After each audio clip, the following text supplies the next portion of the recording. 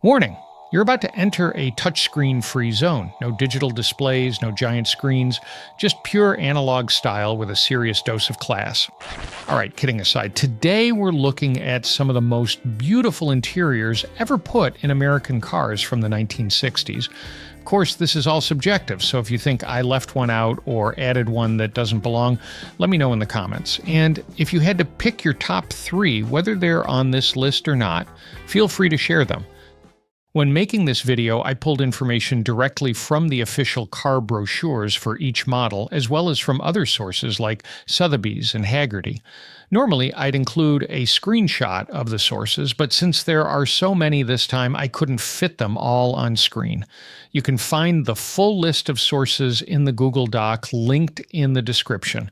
I highly recommend checking them out if you'd like to learn more. Now, let's jump right into the video.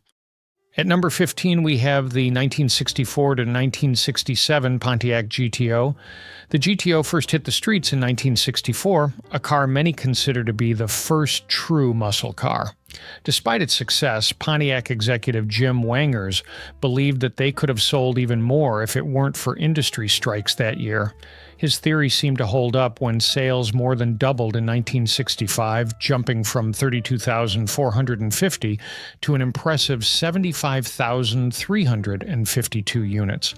Inside, the GTO struck a perfect balance between muscle car aggression and a touch of refinement. The black vinyl bucket seats featured a bold diagonal pattern with embossed Pontiac Arrowhead logos, reinforcing its performance pedigree.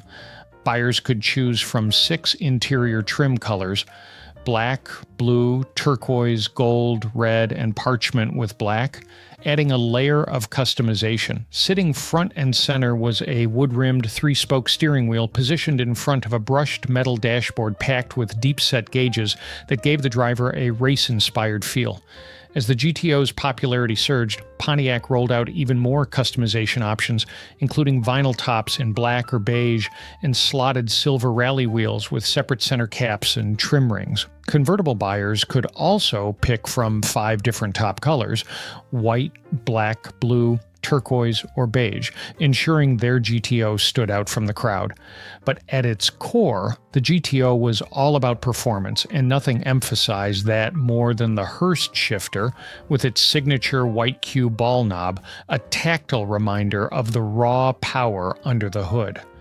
Chrome accents, manual window cranks, and a factory radio rounded out the cabin, proving that while the GTO was built to dominate the streets, it didn't forget about style and comfort. At number 14, we have the 1960 Chevrolet Corvair 700. While the Corvair gained a reputation for being unsafe at any speed, I decided to include it on this list because I think its interior has a certain charm. This compact Chevy brought a unique approach to American car design. Built to take on the Volkswagen Beetle, the Corvair had a rear-mounted, air-cooled engine and a streamlined look that set it apart from other compact cars of the time. Inside, the 700 trim level had a practical dashboard with a padded instrument panel for added safety.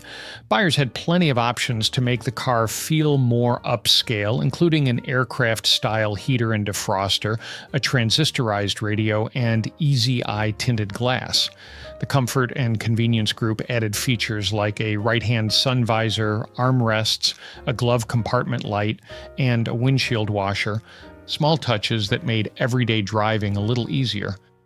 Here we are, number 13 on the list, the 1963 to 1964 Studebaker Avanti.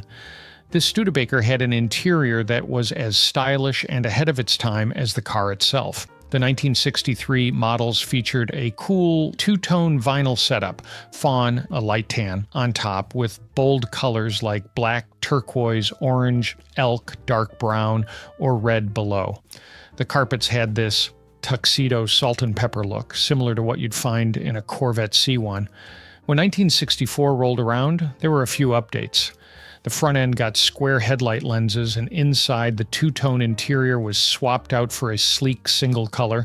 The dashboard and console were now finished with wood grain vinyl instead of the tan paint, and the steering wheel got a classy wood grain look too. The seats were designed for comfort, with plenty of space all around. The rear compartment was raised slightly, making the seats feel even more spacious. The foam rubber padding and deep coil springs made sure the seats were as comfortable as they looked. The rear seat passengers didn't get left out either. They had 2 hand-controlled ashtrays built into the armrests, and they could even reach the trunk without getting out of the car. The center console between the front seats was packed with features: drive selector lever, map box, ashtray, cigarette lighter, and some aircraft-style levers to control the air intake, heater, and defroster. The glove compartment, it had the Avanti Beauty vanity tray with a pop-up mirror for a quick touch-up. Now, if you've watched my video on what car an American James Bond would drive, you'll know I chose the Studebaker GT Hawk. But after that video, many of you commented that the Avanti would be your choice instead, and honestly, that says a lot about the car's character. It's got that cool, sophisticated vibe that feels perfect for a spy, but with a bit of a wild side too. Definitely one of the classiest interiors on this list. At number 12, we have the 1963 to 1967 Corvette. Now, if you've ever heard the story behind the creation of the 63 Corvette, you know it's a mix of legend and innovation. Designed by Bill Mitchell and Larry Shinoda, this car came with some seriously seductive aerodynamic lines. It featured rotating headlights and a newly redesigned chassis, which included Corvette's first ever 4-wheel independent suspension, a game-changing development by the legendary Zora Arkus Duntov, the father of the Corvette. Under the hood, you had multiple options for the 327 cubic inch V8, with the standout being the L84 360 horsepower engine, complete with Rochester ramjet mechanical fuel injection. Simply put, this was a Corvette that redefined performance, one that Arkus Duntov always knew had the potential to dominate. The 63 Corvette made history by introducing the coupe for the first time, a concept that had been in the works for years but never fully realized until now. When it finally came to life, it was every bit as striking as the Roadster. The rear window was split down the middle, a bold move that made the 63 coupe not just unique but unforgettable. Unfortunately, that split window only lasted for 1 year, but it remains one of the most talked about design choices in Corvette history. Inside, the Corvette was as luxurious as it was sporty. The color-keyed interior, black, red, dark blue, or saddle, featured leather-grained vinyl upholstery on the seats and instrument panel with pleated leather grain trim on the upper sidewalls. If you opted for the saddle interior, you even got genuine leather seats. Plus, the whole cabin was lined with deep twist carpeting that matched the interior colors. Even the luggage area was carpeted, so you could protect your gear while cruising in style. The Corvette's interior design wasn't just about looks, it was about comfort too. The bucket seats were foam cushioned for a smooth ride, and getting in was a breeze thanks to the upward extending doors. When it comes to features, the Corvette didn't hold back. It had an adjustable steering column, seat belts, electric windshield wipers, a push-button windshield washer, and a full suite of gauges that included the speedometer, tachometer, oil pressure, fuel, and temperature readings, all neatly organized in one smart-looking cluster. The center console housed the radio, electric clock, ashtray, and heater controls, and you could even opt for power steering, power windows, and power brakes.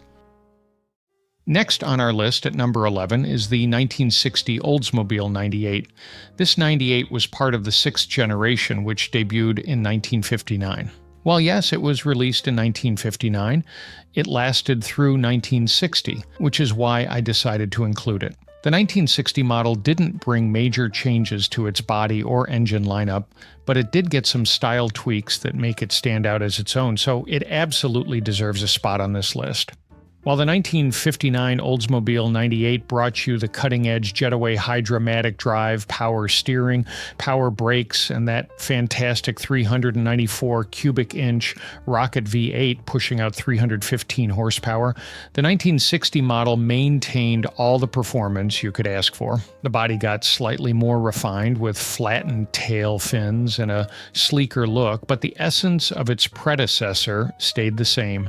Inside, luxury was key. Think gorgeous jewel tone leather, nylon inserts, and Moroccan accents.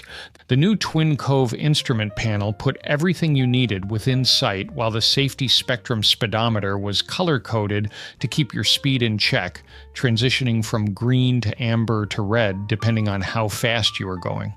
For the real comfort lovers, the 6-way power seat, power brakes, and power steering made every drive feel effortless. And of course, if you went for the convertible, you were living the dream with an easy power-operated top and rear window lift. It was all about making life easier, so even a trunk release was power-operated for your convenience. At number 10, we have the 1965 to 1966 Cadillac DeVille.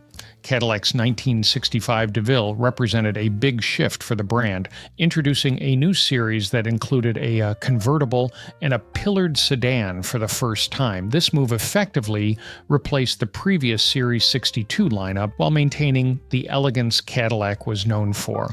Under the hood, the 1965 DeVille didn't hold back. Powered by a 429 cubic inch V8 engine, it produced 340 horsepower, making it a strong performer without sacrificing luxury.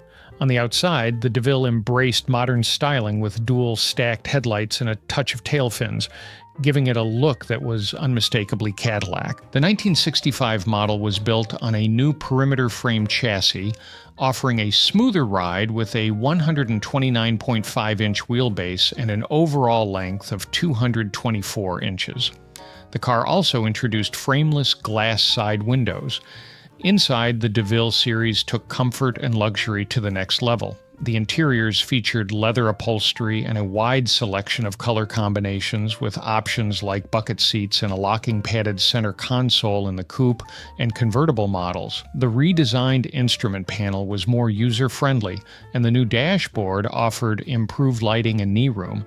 Cadillac made sure every detail was well thought out, right down to the chrome-framed accelerator and brake pedals for added convenience. Power steering, power brakes, and power windows came standard on all models, adding a level of ease to every drive. And the DeVille's luxury wasn't just in its looks, it was in the experience it provided for both the driver and passengers. The DeVille came in 4 models: coupe, convertible, hardtop sedan, and a new center pillar sedan.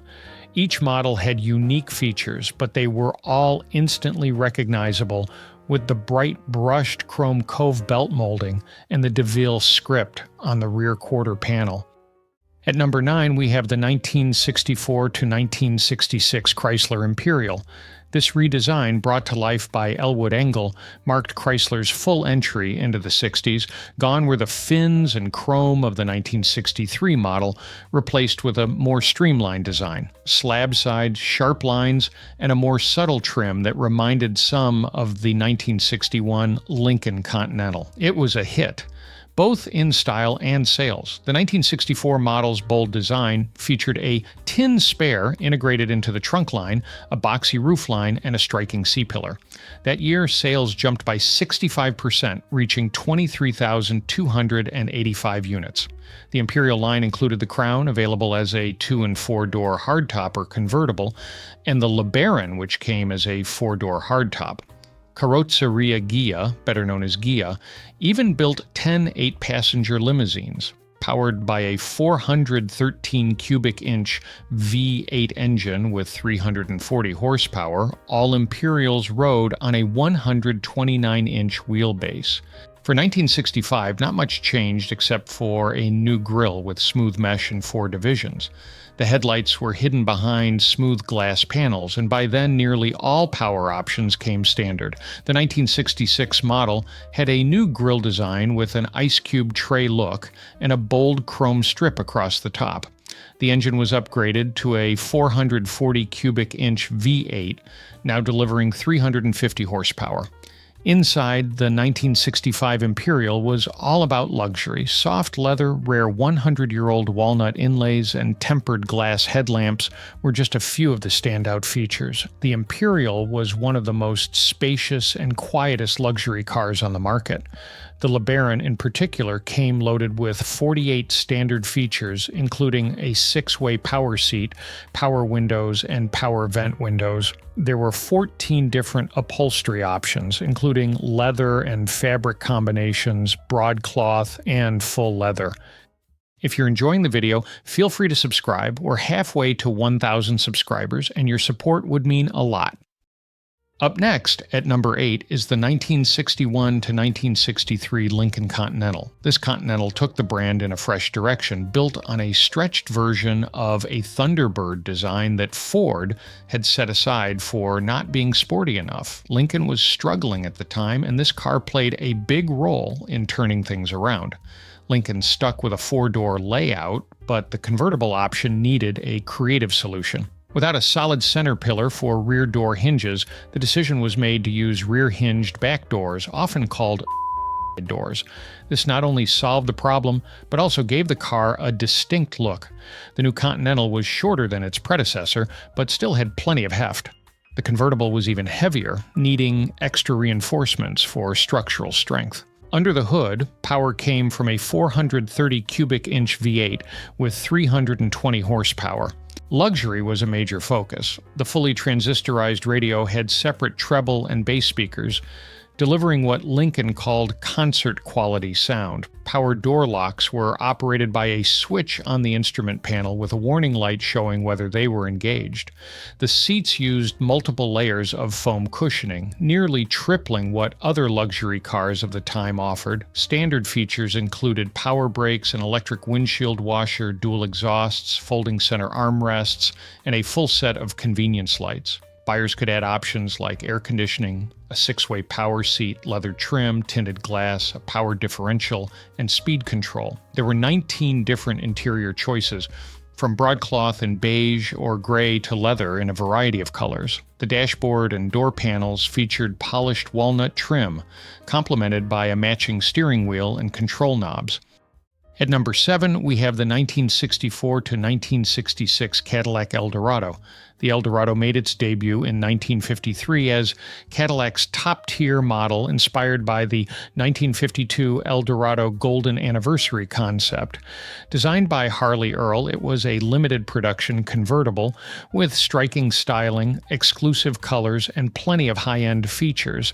It was an instant success and quickly became a status symbol. By 1964, the Eldorado had entered its 6th generation. Bill Mitchell's design carried over from the previous year, marking the 17th and final year of Cadillac's iconic tail fins. The styling was refined, and under the hood, power was stepped up. The new 429 cubic inch V8 replaced the previous 390 and was paired with a turbo hydromatic automatic transmission. Inside, the Eldorado was all about top quality materials. Buyers could pick from 8 leather interior colors, including a rich saddle tan. Bucket seats and a center console were available, adding to its already upscale feel. Cadillac also introduced Comfort Control, the first thermostat-controlled automatic heating and air conditioning system, something other manufacturers wouldn't widely adopt for years. Cadillac's own brochure called it the most glamorous car in the world, a fitting description for a convertible that set the standard for American luxury. At number 6, we have the 1966 to 1967 Oldsmobile Toronado. The Toronado made a strong impact when it hit the scene. Oldsmobile saw the success of cars like the Ford Thunderbird and Studebaker Avanti and thought, why not us? They wanted a smaller personal luxury car, but General Motors had other ideas. What they ended up with was the Toronado, a larger than expected car. When you step inside the car, you're immediately struck by how welcoming the cabin is. The doors open wide, making it easy to slip into the front or back seats without squeezing in. The car can comfortably seat 6 passengers, and the flat floors and strato bucket seats ensure everyone has plenty of legroom. The deluxe models add a center armrest that folds down, creating a sort of twin cockpit feeling in the front, perfect for a cozy ride. One of the most impressive features inside the Toronado is the ventilation system. With 5 adjustable vents, it scoops in outside air and circulates it through the cabin without the usual drafts, keeping the ride comfortable and quiet. This was a big deal back then, especially compared to other cars on the market.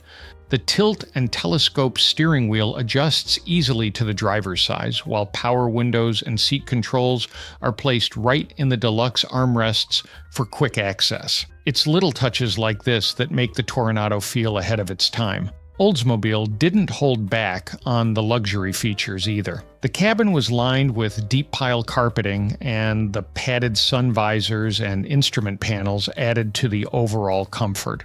If you wanted even more luxury, you could opt for features like air conditioning, an AM/FM radio, or reclining front seats that adjust up to 30 degrees.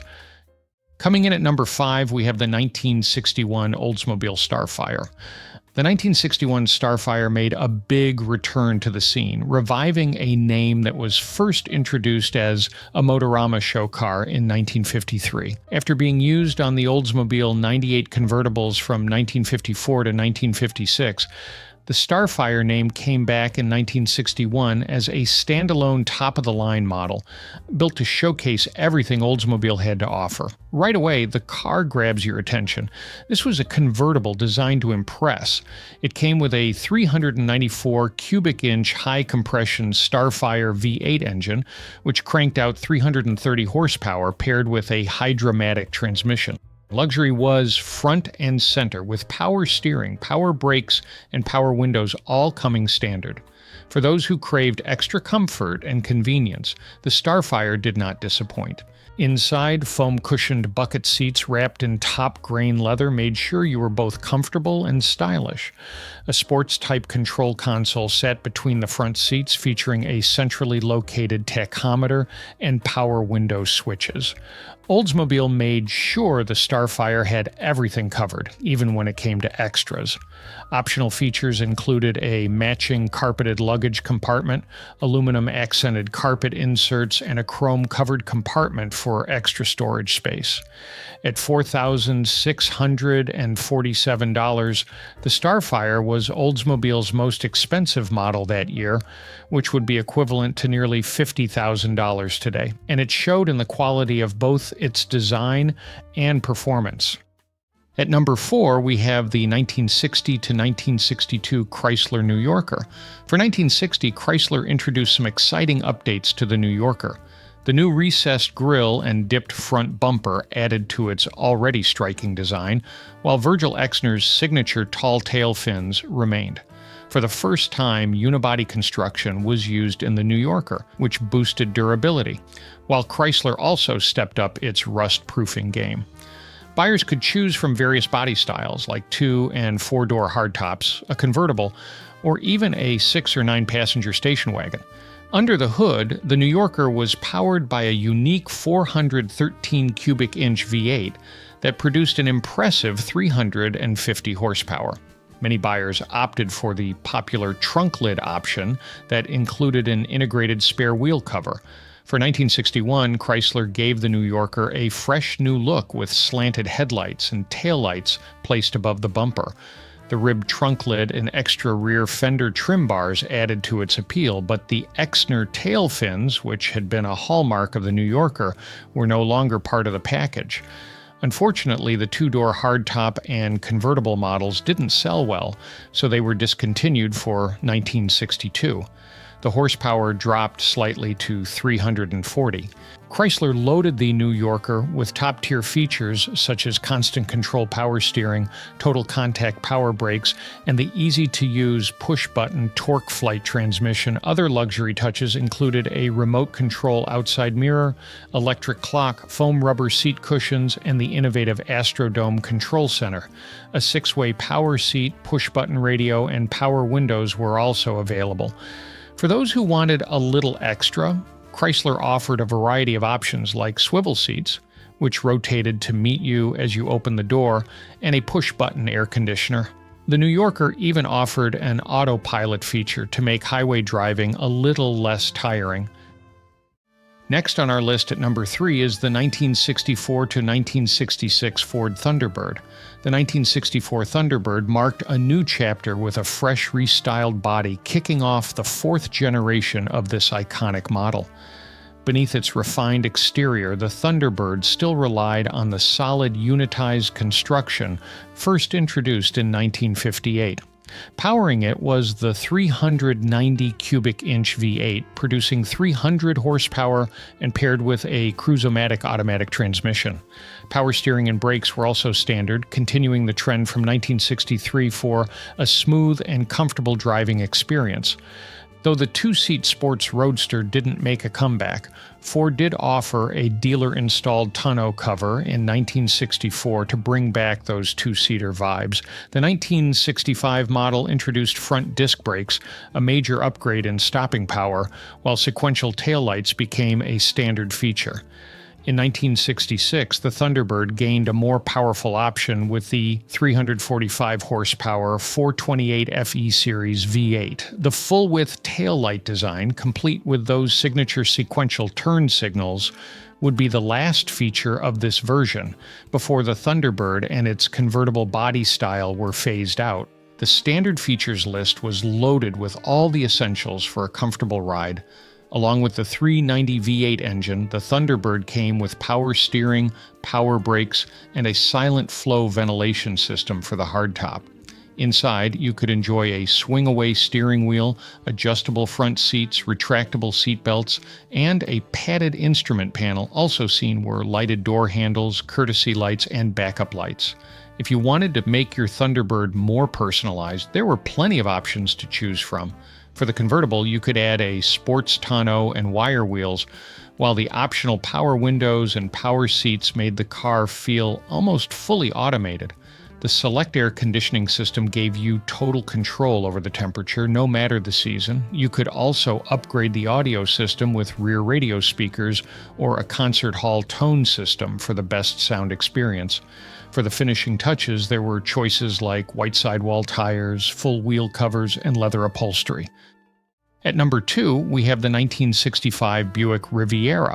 The 1965 Buick Riviera truly came into its own with the final version of Bill Mitchell's original design. The big change was the headlights, which were finally stacked vertically in the front fenders and hidden behind the LaSalle grills.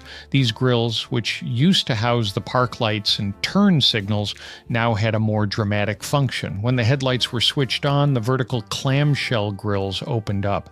Unfortunately, they were prone to problems and didn't always work as planned. The Grand Sport package, priced at $450, was one of the standout features of the 65 Riviera. It included the 360 horsepower, 425 cubic inch Super Wildcat V8 engine, complete with dual 4-barrel carburetors.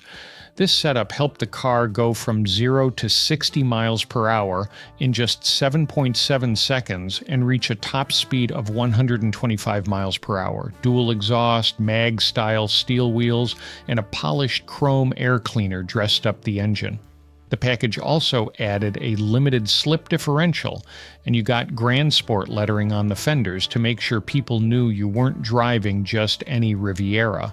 Inside, the Riviera was packed with comfort. Standard equipment included power steering, power brakes, and 2-speed electric wipers with washers. The tilt steering wheel, walnut paneling on the doors and dash, and full carpeting helped create a premium atmosphere. Buick offered a variety of colors in 1965, from regal black and arctic white to astro blue and midnight aqua. Inside, you could choose from vinyl or fabric options in colors like blue, ivory, black, and saddle. For those looking to add a bit more luxury, Buick had several accessories available, like a remote control mirror, power windows, tilt steering wheel, and hi-fi radios with an FM option. The Riviera even offered electro cruise, which kept the car's speed constant without your foot on the accelerator. Other options included automatic trunk release and power door locks. And now we've reached the top spot. At number 1, we have the 1961 to 1963 Ford Thunderbird. By the time the 1961 Thunderbird hit the scene, it had already come a long way from its 1955 origins.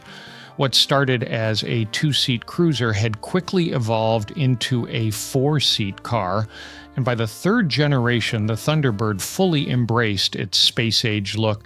With its sharp pointed nose and the afterburner taillights, it was often referred to as the Bullet Bird.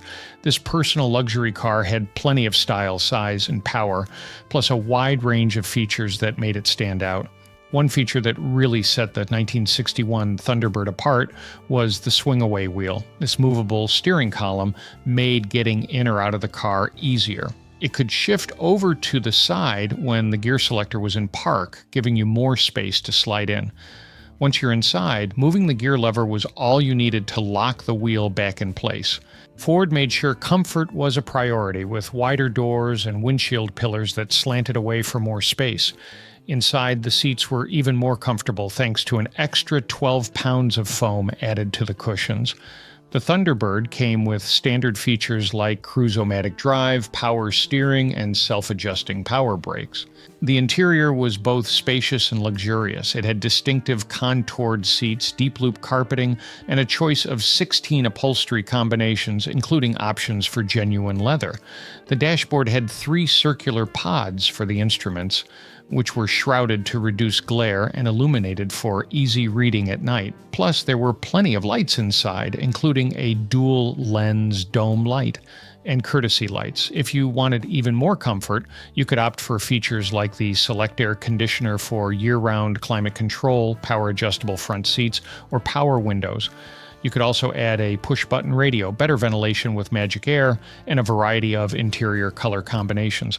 The Thunderbird was available in 19 solid colors and 32 tone combinations, giving you plenty of ways to make it your own. Ford offered a variety of options for the 1961 Thunderbird, like a unique outside mirror, fender shields, and electric wipers. There were also accessories like leather seat inserts and heavy-duty batteries. If you enjoyed this video, feel free to subscribe and click on the recommended video that appears on the screen. It's all about the Dodge Diora, a car you might recognize from the original Hot Wheels edition. Otherwise, I'll see you in the next one.